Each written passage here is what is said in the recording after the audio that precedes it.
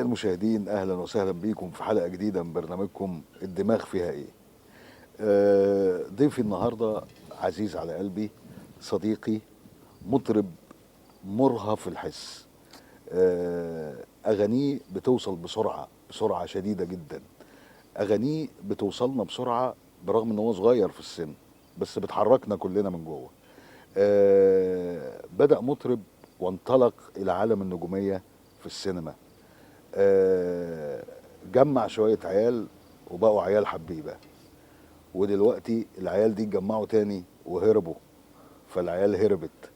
محيرنا معاه، العيال دول حبيبة ولا هربوا؟ أكيد طبعا عرفتوه. حبيبي وأخويا حمادة هلال. الله يخليك حبيبي، ايه التقديمة الجامدة دي يا عم؟ ده لا أقل ما والله، يجب. لا دي تقديمة ربنا يخليك يا رب. ربنا يخليك، أنت منورني يا حماد. الله يخليك يا استاذ. حماد، أنا عايز أبدأ معاك السؤال التقليدي في برنامجنا. احنا برنامجنا اسمه الدماغ فيها ايه. عايز اسال حماده هلال دلوقتي، الدماغ فيها ايه؟ دماغه فيها ايه من الناحيه الشخصيه ومن الناحيه العمليه؟ والله الدماغ فيها حاجات كتير قوي، يعني من الناحية الشخصية فيها ان الواحد عايز يستقر بقى وعايز يفتح بيت وعايز يعني بصراحة ناس تقول لك بس انا كان في دماغي ان انا يعني نفسي اشوف يعني كل الفرحة ببيتي في اول اخواتي يعني.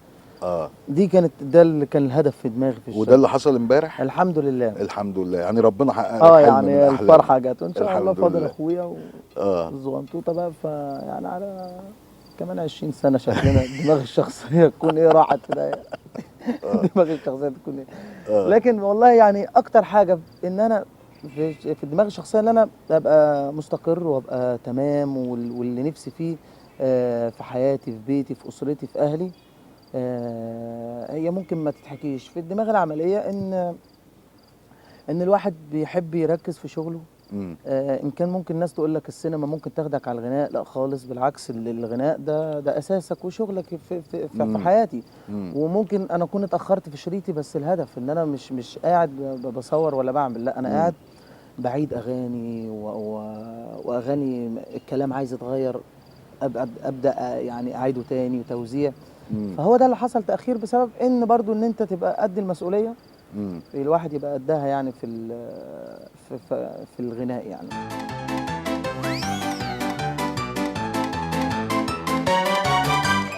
حماده، حكايتك مع الغنى، في حكايه انا سمعتها كده عنك مع بابا في الغنى. يا عم الراجل تعب من ابويا. ده انت بتخليه هو بيبقى نجم. سعيد. ده هو نجم بقى ما هو كده خلاص. اه. هو لا والله، ده حكايات يعني ابويا، ده حكاياته كتير قوي معايا. اه. لان هو من الاسباب اللي ايه اللي خلاني عانيت في ان انا عايز برضو يعني ايه. انا كان هدفي من صغري ان انا نفسي اعمل حاجه لنفسي، مش خالص، ما كانش في دماغي طريق الغناء خالص. انا اه. كان نفسي يعني ايه. هو راجل طيب جدا ومن الناس اللي هو بسيطه اه. وكان موظف يعني، وما زال الحمد لله يعني شغال في شغلانته الجميله اللي ربنا انا يديله بتشرف الصحة بيها يعني، والعافية وربنا طبعا. يخليه لي. يا رب. بس انا كان نفسي ابقى ايه، حاسس ان انا ايه، ابقى شايل حاجه او ابقى في حته كده ايه. يعني لان في وقت بيبقى يوم 15 في الشهر ده بيبقى يوم نحس، بيبقى لا في بلاوي بتحصل وبتاع. آه. آه. يعني تلاقي يوم ناس عماله 15 تخبط عليك وتخلع طبعا، ده من ف... يوم 8. ده من يوم 8 مش من من يوم يوم تمام 15. آه. والله، يعني يوم 15 ده لما يبقى فيه الحوافز شغاله جامده يعني. آه. آه. ف فكان نفسي يعني كان في وقت انا بحس بيه فالحمد لله من بعديها يعني يعني الواحد بيفكر ان هو يشتغل في اي حاجه يعني. آه. فهو كان الغنى كنت انا خدته من المدرسه، وخدته بعد كده في الحفلات، في اي عيد ميلاد اروح رامي نفسي فيه، اي فرح اروح داخل في اي حاجه. بس كان ابويا ما يرضاش، كان آه. يعمل لي قلق يعني دراستك الاول، لان انت ما ينفعش تبقى. بس هو كان واثق ان صوتك حلو. هو كان مش قوي، هو مش مقتنع بيا في الفتره اللي فاتت دي. يا عم بطل، كان صوتي مسرسع فعلا، كنت قاعد احب يقول لي يا ابني بتعمل لي صداع، انت عبيط. فتلاقي حاجات غريبه. آه. ف فهو الفتره دي يعني قعد خلاص ويحبطني. وامي كانت تبقى ربنا يخليها لي يا رب، يا تلاقي رب. إيه معايا. لا تمام تمام، الام بقى انت عارف اللي هو القرد في عون الام. كنت آه. اقول مثلا وانا افتكر عندي الشرايط دي، لو سمعتها لك هتموت من الضحك. كنت اسجلها وانا صغير بغني من توناليتي غريب واطلع من حتت يعني عارف نشاز رسمي، واسمع امي بتسقف لي تقول لي الله الله الله. يعني عجبني. ف هي الحكايه بقى يعني ان بعد ما تعب معايا خالص فخلاص فكر ان هو يبقى واقف معايا. خلاص هنشوف منتجين، هنشوف حد، هنقف معاك، هنركز معاك وتركز في طريقك وهنشتغل تمام. خلاص تمام. هو يعني علاقاته ما كانتش يعني جامده جدا، علاقاته كانت على قده. يعني ممكن الحاج محمود المنجد، الحاج عبد الغني الجزماجي، مش عارف مين، يعني هو المنطقه بتوعنا يعني الناس اللي هم اللي لغايه دلوقتي حبايبي واخواتي يعني. قال له في واحد اسمه في مستورد اسمه الاستاذ عبده فون. تمام يعني في مستورد؟ في مستورد اسمه عبده ايه؟ فون. عبده فون. راجل زي العسل يعني. لا عبده فونيا. لا ده رحت فانا رايح يعني ما اعرفش بقى، قالوا هيطلع في عيد ميلاد هيطلع يغني. يقف على الستيج بقى، ومفيش بقى ستيج بقى على المسرح بقى وبتاع، ويعيش حياته وهو يسمعه الاستاذ. انا رحت طبعا لقيت الاستاذ قاعد بقى فانا مش في دماغي. طب انا هطلع بقى عيل صغير بقى طالع بغني وفرح بقى كله مليان بقى من اللي قلبك يعني معلمين وتجار يعني من اللي قلبك ما يحبوش. بالظبط. واول ما بمسك المايك بغني لقيت لك انا في افراح كتير شفت لما بتخش شورت ولا بتاع بيبقوا 2 3 يقولوا مش عارف ايه. انا لقيت لك جيش مصر داخله مسيجين العصيان وبيضربوا كل اللي قاعدين، بيضربوا مش عارف جاي اخباريه باين في الفرح ده. بيضربوا كل الناس، في حاجه في الفرح ده هتحصل.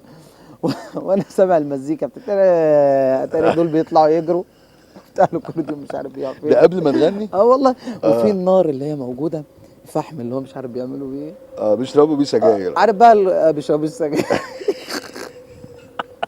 الفحم ده بقى الناس ايه يعني بالظبط ايام فيلم الكفار. لما بتشوف افلام كده للكفار وبتاع اللي هو بيقع على وشه بيجي في الفحم بالظبط. وانا شايف المناظر دي انا اللي طالع عليا عمال اعيط يا ابويا يا ابويا. فلقيت لك هو ما تزعلش يا حاج، لقيته بيجري مع الناس يعني في وسط الناس يعني غصب عنه. احنا بنبعت له تحيه من هنا اهو، انا بوجهها له لعم هلال عبد الفتاح. عم هلال عبد الفتاح ولا عبد الفتاح هلال كده يقلب عليا خالص. طبعا عم هلال عبد الفتاح، عم عبد الفتاح، عبد العزيز، عم عبد الفتاح، عبد العزيز، مصطفى، محمد. هلال هتيجي امتى؟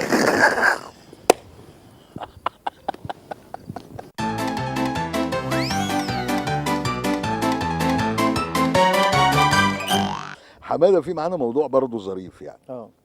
بيقول لك ان الجيش الصيني في الصين بيرفض التحاق اي رجل بيشخر. ليه؟ لانه بيؤدي الى حالات عصبيه وتوتر عند الجنود الذين ينامون مع هذا المشخر في عنبر واحد. ومن خلال يعني ايه رايك في الموضوع ده؟ والشخير بالنسبه لك ايه؟ وانت بتشخر وحد قال لك بتشخر ولا بتشخر؟ انا ساعات وصلت بيا عايز اسجل. تسجل ايه؟ اشوف نفسي بشخر ولا بتاع. يعني اكتر حاجه بتقلق الواحد عند الجواز الشخير يعني يفكر. يعني انا حاسس دي من الحاجات اللي هو بيبدا يرتب حياته. ان هو يسجل لنفسه يشوف ايه الدفوات بتاعته وهو نايم. ممكن فتح بقه كده.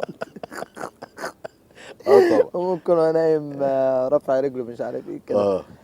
فكنت عايز اصور نفسي قبل كده وانا نايم. طب انت ما حدش قال لك نام جنبك من صحابك او من اخواتك؟ قالوا لي لا، بس ساعات ممكن لو انت تعبان خالص ممكن تطلع منك رنه يعني رنه موبايل واحده كده. واحده اللي هي كده واحده بس مش على طول. لا الحمد لله على طول دي ما فيش. لا على طول دي على طول دي صعبه. ولا ممكن والله ساعات يعني الواحد قاعد يتكلم على نفسه. طب ما تجرب تسجل. والله انا بقول لك فكرت ان انا بجد والله جالي الشيطان. قلت بالشيطان انا عارف اللي هو ايه، بس اتكسفت اقول لاخويا الواد اتجنن ولا ايه. عايز اقول له لما اروح في النوم ابدا صورني. اشوف طب والله فكره حلوه دي.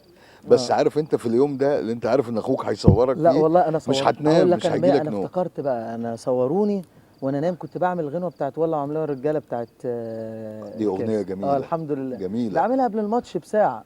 قبل الماتش قصدي يعني بالظبط كنا خلصناه، كان الماتش فاضل له ساعه، كنا آه. خلاص خلصناه. انا في الوقت ده عشان ايه شغالين في الاستوديو، كان من استوديو عند احمد عادل موزع، اه وقاعدين شغالين، فرحت في النوم صوروني وانا نايم. اه فعلا طلعت رنه كده وانا رايح في النوم تعبان والله، وجاي في الكلوز طلعت رنه صغيره رنه. ولا كبيره؟ افتكرت والله. هل هي سريعه زي ما انا عملتها كده بالظبط. ازاي ولا بقى؟ واخده طيب؟ انا عملتها اللي هي الدماغ فيها بتيجي لورا دي. هي اكيد رنه صغيره. بالظبط والله. طب سمعني بقى والله وعملوها الرجاله عشان خاطري.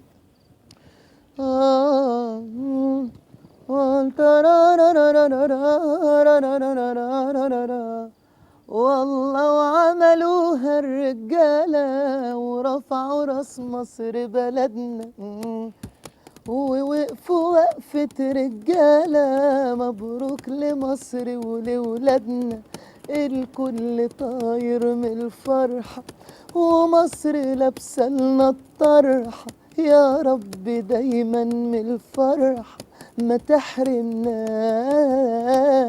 على قد ما يا رب تعبنا ما راحش على الفاضي تعبنا، ووقفت جنبنا وكسبنا وما خسرناش، والله وعملوها الرجالة ورفعوا راس مصر بلدنا، ووقفوا وقفة رجالة، مبروك لمصر ولولادنا.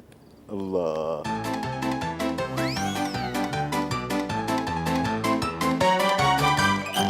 في عقول بشريه ذات ذاكره ارشيفيه ممتازه في الاغاني والافلام، كره القدم والتواريخ، لكن في شاب فلسطيني اسمه ابراهيم اثار دهشه كل من يعرفه، لان ذاكرته بمثابه ارشيف لاسماء شهداء الانتفاضه وظروف استشهادهم مع ترتيبهم حسب التنظيم السياسي التابعين له. ايه الذاكره دي ايه؟ يعني ممكن الواحد يبقى يعني عنده ذاكرته كويس، بيفتكر حاجات ومواعيد وحاجات، بس ان هو يفتكر كل شهيد، كل شهيد ده يعني ده حاجة كويسة جدا، يعني حاجة يعني مقدره يعني. طبعا ده من عند قدره ربنا، من عند ربنا وان هو سبحانه يكون وتعالى، فاكر الشهداء وظروف استشهاد كل واحد. لا ده حاجة من عند، ده هو بقى حاجة احنا ما نعرفهاش، هو بينه وبين ربنا هو اللي عارفها. اه لان ممكن واحد يقول لك انا فاكر ايه اللي حصل هنا في يوم الشغل، اللي راح فين وعمل ايه، وفاكر المكان اللي انا كنت قاعد فيه ورحت، دي حاجه بتبقى، لكن انت فاكر بالذات في الشهاده، يعني ده موضوع تاني خالص. احنا بنتكلم في حاجه يعني. ما غنيتش حاجه لفلسطين يا حماد؟ غنيت. غنيت ايه لفلسطين؟ علمني. كان في فتره اللي احنا كلنا كل المطربين عملنا الاغاني، معرفش احنا قطعناها ليه. يعني حسينا ان احنا فتره ورحنا بعدنا، بالعكس يعني ان احنا لازم كل شويه ان احنا نعمل كده، وبقول لنفسي مش بقول لاي حد. انا علمني دي عملتها في الفتره دي، لان انا كنت في الفتره دي مستني، لان انا بعتبر دي رساله، انت طالع من مطرب. فانا رسالتي في الفتره دي، طب ايه اللي اعمله؟ كانت في الفتره دي اللي هم كانت الاطفال شايفها متبهدله، اللي هو بقى كانت القنوات جايبه بقى الاطفال بقى، ودلوقتي ما نعرفش في حاجات احنا بقينا نشوفها دلوقتي. فاللي كان نفسي اخلي طفل يبدا الموضوع، يبدا بالكلام ويبدا بالغنى وهم بيردوا وراه. والطفل دخل يقول ترى علم قلبي الصبر يا ربي، وعلمني اسمك جوا في قلبي يا ربي، مطمني صبرني قدرني على كل ظالم يظلمني، أيام السنين بتفوت، أطفال كل يوم بتموت، وأتألم وأتكلم ومحدش بينطق صوت، أصحابي وأغلى الناس سابوني وفاتوني خلاص، وحشوني لما فاتوني وبعدهم بكى عيوني. الله. ان هو صاحبه العبد يعني لما حصل له صحابه بيتكلم عليه. فكانت انا حسيت ان دي اكتر حاجه، لان اللي شفتهم اكتر حاجه تعب، الكبار خلاص خدوا على كده الله يعينهم. بس كان في الوقت ده الطفل مش عارف، متفاجئ بحاجات كتيره قوي، يعني عمال يتفاجئ فهو اكتر حاجه يبعت المسج هو الطفل. مم. يعني بجد انت عملت لنا لكل مناسبه فعلا حاجه حلوه، بجد والله. ربنا يخليك. ويا رب تفضل كده يا على رب طول يا يا رب حماده. امين.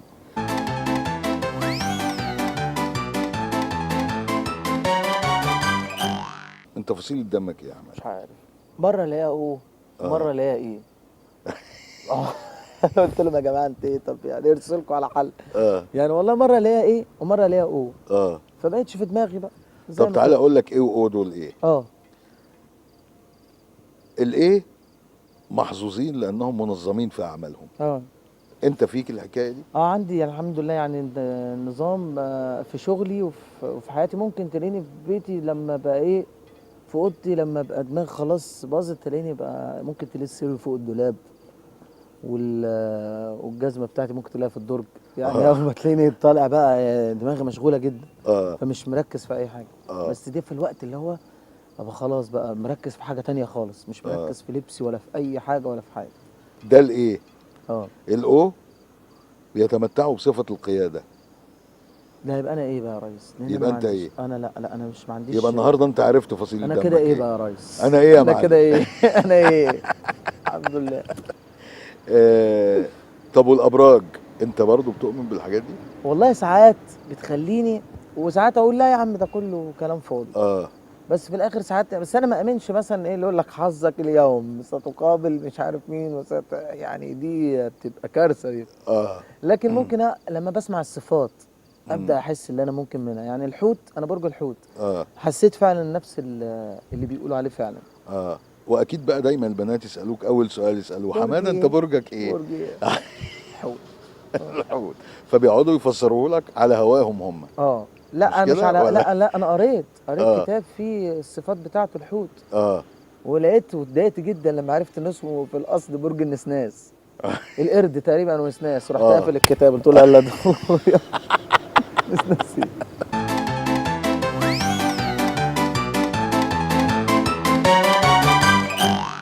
المرأة يا حمادة بتحاول دايما الحصول على حقوقها، ومنها مثلا انها بتاخد اجازة عشان ترعى طفلها تمام. ولادها. لكن في دكتورة سكندرية طلبت بضرورة مساواة الزوج بزوجته والسماح له بالحصول على اجازة من عمله تحت مسمى رعاية الطفل. اه تفتكر الموضوع ده ممكن؟ وهل هو حق للرجل ان هو يتحمل ان يبقى في فترة بيراعي فيها الاطفال؟ والله يعينه. لا، ايه يعني رأيك في الدكتورة السكندرية دي اللي طلبت بالحكاية دي؟ والله مش وحش يعني ان هو يعني ان كانوا اطفال اصلا اطفاله اه ولا اطفال تانية. لا يعني اطفاله طبعا، طيب ما مش يعني هيشتغل هيشتغل هو. ده بقى ولا يعني يدور ينزل. اه لا مش وحش يعني. اه يعني لو يعني لان اكيد يعني البيت ده مقسوم نصين. امم يعني هم محطوطين في مكان هو نفس الطبق ونفس العيشه، وما ينفعش ان الراجل يقول لا خلاص انا راجل بيت انا بشتغل وبعمل وانت تعملي كل حاجه. امم لو هي مثلا افرض انا مثلا اتجوزت واحده طالبه مثلا امم فعندها امتحانات واحنا مخلفين، اه فلا لازم اقف معاها. اه لكن بس ما تاخدش على كده. ما تعودش على كده، اه اصل خد يعني بالك اه العيال هتقعد معاهم شويه شويه هتقول لك على المطبخ. اه بالظبط. ما فيش مشاكل طالما في يعني واقفين معاك امتحانات وبتاع او في شغل. اه لكن مش على طول ما نجيب حد اه لو هو مقتدر. اه لكن لو هي بقى ست عنيدة عايزة تشغله يبقى لا، يبقى عيب بقى. عايزه عيب تشوف هو الكلام ده لابس بقى. المرياله بقى. اه الكلام ده عيب بقى يعني.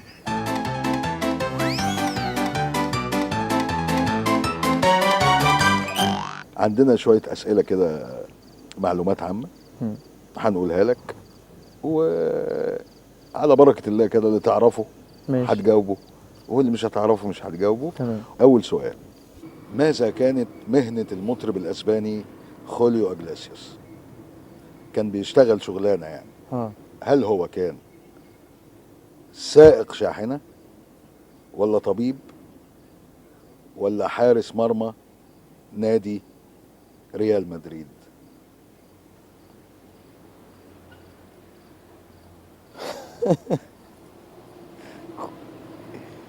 لا ده ما اعرفوش.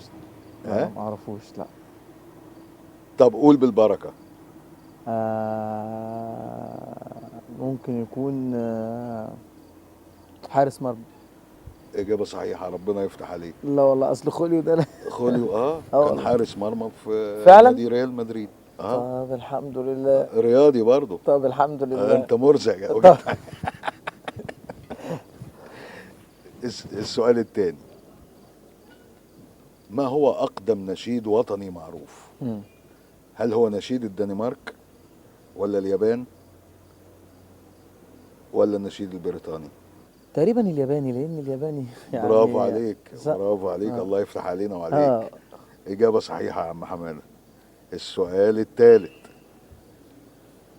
لماذا ينام السمك وعيونه مفتوحة؟ ليه؟ ليس له رموش، ليس له عضلات تشد الجفون، مم. ليس له جفون. مم. اكيد ليس له جفون. ألف مبروك، الله ينور لان عليك. باين يعني، لان انا عندي حوض مفيش. سمك كبير مكتشف كل سمك. تقعدش تدور على مفيش. جفن، مفيش. يعني فعلا ده على طول العين آه. مدوره وصحي على طول. ما هو البحر الذي اطلق عليه الاخدود الافريقي العظيم؟ البحر الاحمر، الميت، ولا المتوسط؟ بص، هو البحر المتوسط. اجابه خاطئه. ليه بقى؟ انه البحر الاحمر، لا يا راجل. ولكن نحييك لان انت اجبت عن 3، لا بس ولكن نحييك اجبت عن، انت كنت عايز ال4 يعني تبقى. لا بس طب ليه البحر الاحمر هقول لك؟ ايه المعلومه جايه لنا كده. والله مش البحر المتوسط. هنعمل بقى حلقه عن البحر المتوسط والاخدود وبتاع، هتبقى حلقه جغرافيا. احنا جايبين حماده هلال.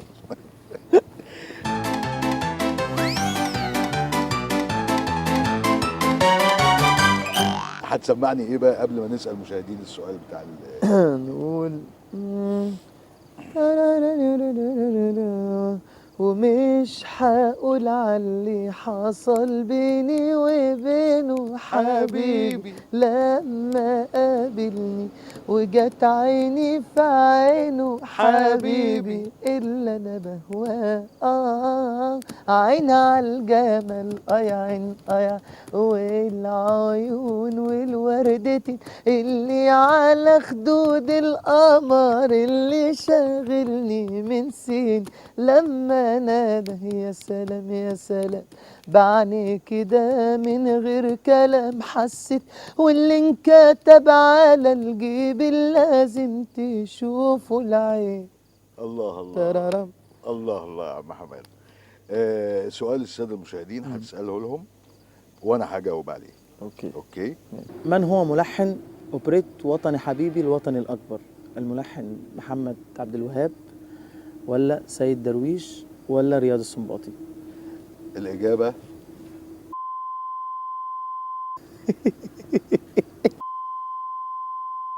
يا راجل.